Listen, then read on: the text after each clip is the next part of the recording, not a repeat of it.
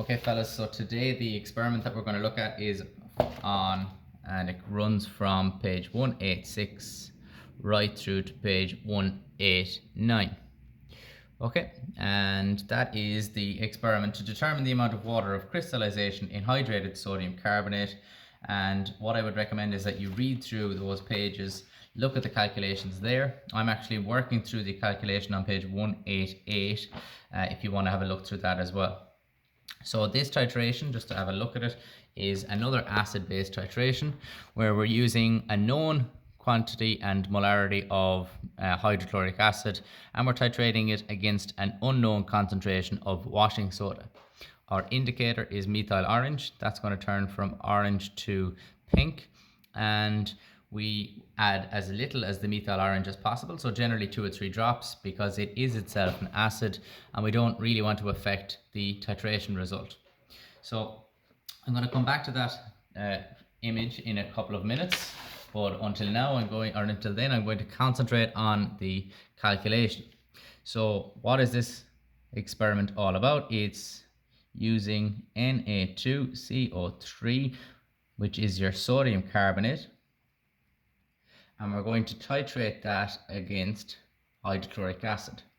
Now, as we already mentioned, we have a known concentration of HCl and an unknown concentration of sodium carbonate. What's different in this titration to some of the other ones that we would have already seen is the chemical makeup of your sodium carbonate. We would normally see a molecule and it would tell us exactly how many and what type of atoms are in that molecule. Here we see we have an X. So the X tells me that there's molecules attached on to my sodium carbonate. So hopefully this will help make it a little clearer. Sodium carbonate generally comes as 2 sodiums, a carbon, and 3 oxygens. That's generally your molecule. In that form, we call sodium carbonate anhydrous, meaning there's no water present. Any molecule that you see with the name anhydrous, it means that there's no water present. What actually can happen sometimes is that that molecule actually begins to absorb moisture or water molecules. Just like a sponge, water molecules get attracted and get absorbed onto the sodium carbonate. The X represents the number of water molecules that get attached on to each sodium carbonate molecule. So this becomes one even larger molecule. Now what I don't know is just how many water molecules are attached on. And that's basically what this titration is all about. It's about figuring out just how many water molecules are attached onto my sodium carbonate. So how am I going to solve that? Okay, that's what this experiment is all about. So hopefully it becomes a little clearer as we work down through. Now before I start, I'm going to do the balanced equation for the reaction.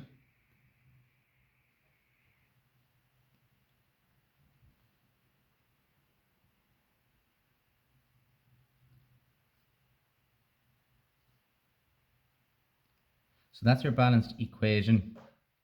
Now, obviously, we would have carried this out in class and got some titration figures. We're not going to be able to do that just now. So I'm going to presume we did it and that the set of figures that I'm putting down now would have been the figures that we would have got.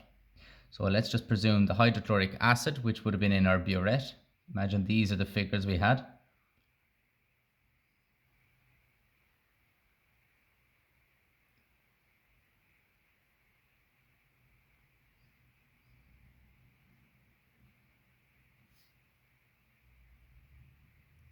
And for our base, the sodium carbonate.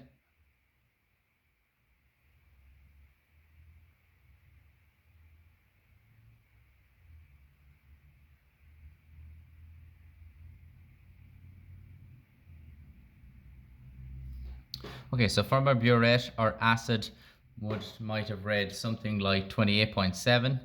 Obviously, that would have been the average for the 3 times I would have done it accurately. And the molarity would have been predetermined in another experiment, and that might have been 0.21 molar. The number 2 comes from a balanced equation. You find hydrochloric acid in the balanced equation. You see there's a big 2 in front of it, so that's the number of moles. Sodium carbonate The volume would be how much I pipette out into my conical flask each time, which is 25. The molarity is what I'm trying to solve, and the number of moles is what's in front of the base in the balanced equation. Now just take note that in the balanced equation we leave the water out. Okay, so it's like a spectator in the reaction, so I don't actually need to put it into my balanced equation. It's going to obviously pop up down here in my calculations, but for this part I don't really need to put it in. So these are my figures, and I'm going to put them into my VA, MA, NA formula.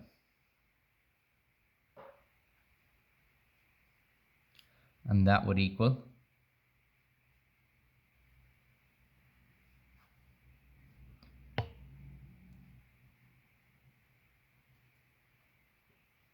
okay, so that is what it would look like, and eventually when I solve for my answer it would come out as 0.121 moles per liter sodium carbonate.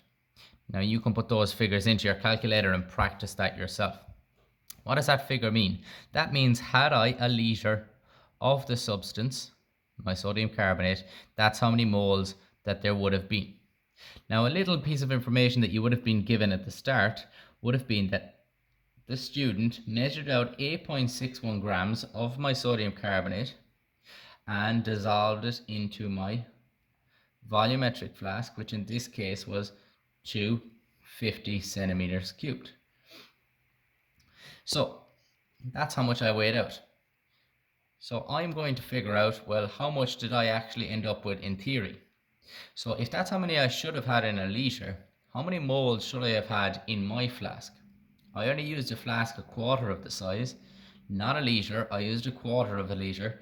So therefore, if I used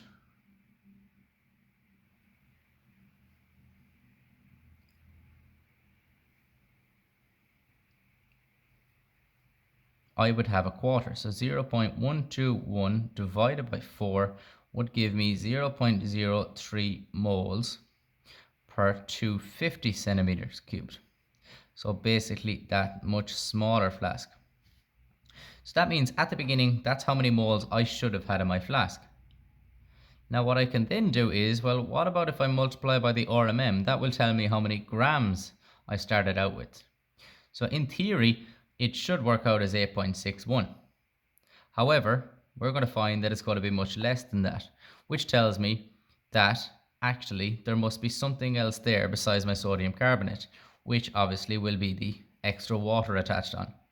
So what I'm going to do is I'm going to work out the molarity of my sodium carbonate, just sodium carbonate. I'm going to figure out how many grams of that I should have had. If I figure out how many grams of that I should have had, and I know how many grams I started with, well, the difference will be the water. So 1 mole of simply Na2CO3, that should equal 106 grams, or in other words, the RMM is 106. So if I want to change my answer from moles per liter to grams per liter, I'll get my moles per 250 centimeters cubed. I'll multiply it by the RMM, and that will tell me that I should have had 3.18 grams in my 250 centimeter flask at the beginning. However, I weighed out 8.61. So what's the difference? The difference is the weight of the water. So at the start, I weighed out 8.61 grams. I've just figured out how much sodium carbonate I should have had. So therefore, the difference, which again, just type it into your calculator, sorry, it would be 4.3, would be the weight of the water. So just to use the visual representation of that, basically what I'm saying is that at the beginning I weighed out 8.61 grams. That would have been molecules containing water, looking like this. What I did in my calculation was I presumed that there was no water there, and in theory in my flask, using the balanced equation and my formula, that I should have actually ended up with 3.18 grams of just sodium carbonate. Now, what does that tell me? That tells me that the difference is obviously the water, which is 5.43. So the first answer is generally this. The second question generally asks me what percentage of each molecule is made up of water. So this is quite simple. You get the weight of the water, you put it over the total, which is what I started with, and that tells me the percentage of water. So in this case, it'll be 5.43 grams of water over the total weight, which is 8.61. And that tells me that actually 63.7% is water of crystallization. So each molecule I have, 63.07% of the weight is actually water. Okay, part 3 now is actually going to ask me to solve the RMM. So the RMM is what I need to solve for x. Okay, apologies. So this is actually where we're going to try and solve for x. So this is my molecule Na2CO3 times XH2O. The only way I can solve for x is if I know the RMM. Now the only formula that we've worked with so far that allows us to figure out the RMM is the number of moles equals the mass in grams over the RMM. Now I actually should have enough information to solve that formula. So just looking at, well, what's the number of moles? The number of moles will actually equal how many moles I had in my flask, which is this figure here. So 0.03 moles equals the mass in grams, which needs to be the mass that I started with, which is 8.61, over the RMM of whatever this molecule is. When I figure that out, you'll cross multiply and eventually solve for your RMM. Again, try this in your calculator. Should work out as 287. So now I've just figured out that one molecule of hydrated sodium carbonate, in other words, one molecule of this entire thing here, equals 287. Okay, so how do I solve for x? So this is where it turns into a maths equation. So how am I going to figure out the x? Well, I can't know what the entire molecule weighs just yet, but what I could figure out is what this little portion weighs, and I could figure out what this little portion weighs. So if I was to work out the RMM, again, try this yourself. Na2CO3, 2 sodiums, a carbon and an oxygen. Find the RMM and you'll find out that that equals 106. The little circle, if you think about it, it's like an add sign. The weight of this plus the weight of each water molecule that you have. So you need to add on the weight of each water. And it's, how many waters do I have? I don't know how many I have, but I do know that a water molecule, 2 hydrogens and an oxygen weighs 18. That has to equal 287. Now I'm left with a pretty simple maths equation. 106 plus 18x equals 287. So 18x equals 287. Bringing the plus 106 across is minus 106. Therefore, 18x equals 181. So x is equal to 10. Now a little rule of thumb, it must be a whole number. Why must your x be a whole number? Going all the way back to the start of the question, if I have Na2CO3 plus XH2O molecules attached, in my molecule, I either have a whole water molecule or I don't have any.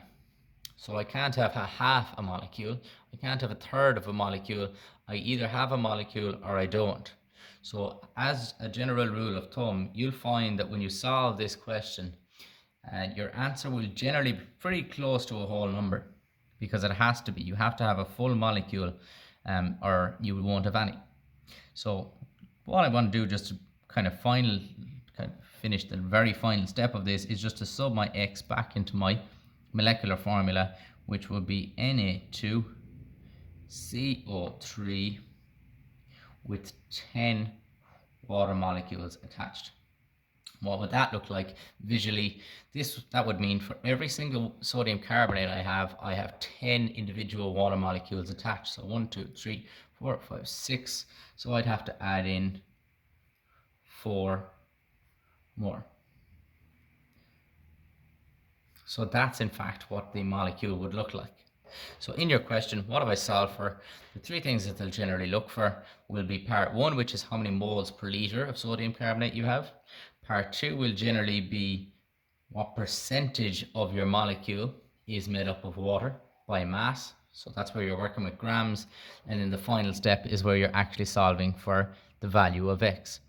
Now I've put up a couple of worksheets with these specific questions from previous exam papers. I'd recommend that you read through this, read through the textbook, watch the video on the YouTube channel of the experiment being carried out, and then try them, the problems, and then we'll have a little test on it next week.